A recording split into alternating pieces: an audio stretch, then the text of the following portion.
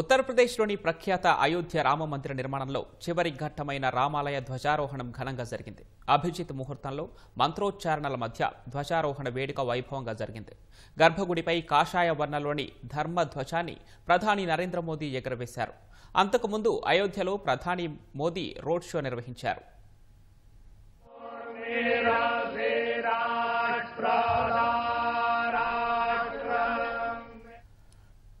ప్రసిద్ధ పుణ్యక్షేత్రం అయోధ్య రామమందిరంలో మరో అద్భుత ఘట్టం ఆవిష్కృతమైంది. ఎంతో కాలంగా వేచి చూస్తున్న రామాలయ ధ్వజారోహణం వైభవంగా జరిగింది. అభిజిత్ ముహూర్తంలో వేద పండితుల మంత్రోచ్చారణ, జయధ్వానాలు, భక్తుల కోలాహలం మధ్య ధ్వజారోహణ కార్యక్రమం ఘనంగా జరిగింది. గర్భగుడిపై కాషాయ వర్ణంలోని ధర్మ ధ్వజాన్ని ప్రధానమంత్రి నరేంద్ర మోదీ ఎగురవేశారు. దీనికోసం 100 టన్నుల పూలతో రామయ్య సన్నిధిని అలంకరించారు. ఈ జెండాపై రాముడి తేజస్సును, శౌర్యాన్ని సూచించేలా సూర్యుడు, కోవిదర చెట్టు, ఓం చిహ్నాలు ఉన్నాయి. ధ్వజారోహణం జరిగిన సమయంలో రాముడి నామస్మరణతో అయోధ్య మందిరం మారుమోగింది. ఈ కార్యక్రమంలో RSS chief Mohan Bhagwat, Uttar Pradesh CM Yogi Adityanath పాల్గొన్నారు.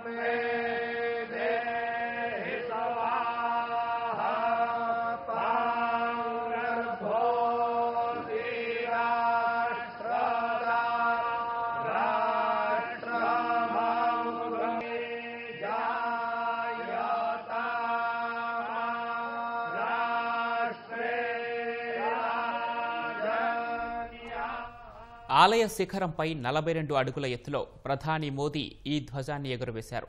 జెండా కాషాయ వర్ణంలో 22 అడుగుల పొడవు, 11 అడుగుల వెడల్పులో లంబకోణ త్రిభుజాకృతిలో ఉంది. దీనిపై చిహ్నాలను బంగారు దారంతో చేతితో ఎంబ్రాయిడరీ చేశారు. గుజరాత్లోని అహ్మదాబాద్లో గల పారాచ్యూట్ తయారీ సంస్థ ఈ జెండాను తయారు చేసింది. సుదీర్ఘకాలం మన్నేలా పారాచ్యూట్ గ్రేడ్ వస్త్రంతో పట్టు దారాలతో 25 రోజుల పాటు శ్రమించి దీన్ని తీర్చిదిద్దారు. ఐక్యత, సాంస్కృతిక పరంపర, రామరాజ్య ఆదర్శాలను ఈ జెండా ప్రతిబింబిస్తుంది.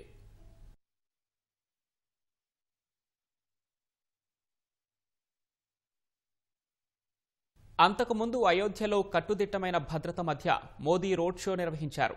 చిన్నారులు, మహిళలు ఆయనకు స్వాగతం పలుకుతూ పూల వర్షం కురిపించారు. రోడ్ షో తర్వాత రామ జన్మభూమి ఆలయంలో శేషావతార్ మందిరంలో మోదీ ప్రత్యేక పూజలు చేశారు. అనంతరం కొత్తగా నిర్మించిన సప్త మందిర్ను మోదీ సందర్శించారు.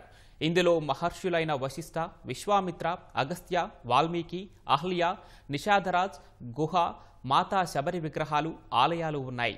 దీంతో పాటు మాతా అన్నపూర్ణాదేవికి కూడా పూజలు చేశారు. అనంతరం అయోధ్య రామమందిరం మొదటి అంతస్తులోని రామదర్బార్లో ప్రధాని మోదీ ప్రత్యేక పూజలు చేశారు.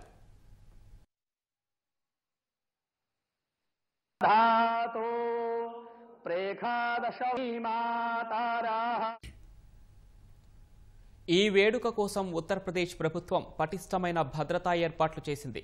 ఈ అపూర్వ ఘట్టాన్ని దాదాపు 7,000 మంది ప్రత్యక్షంగా తిలకించారు.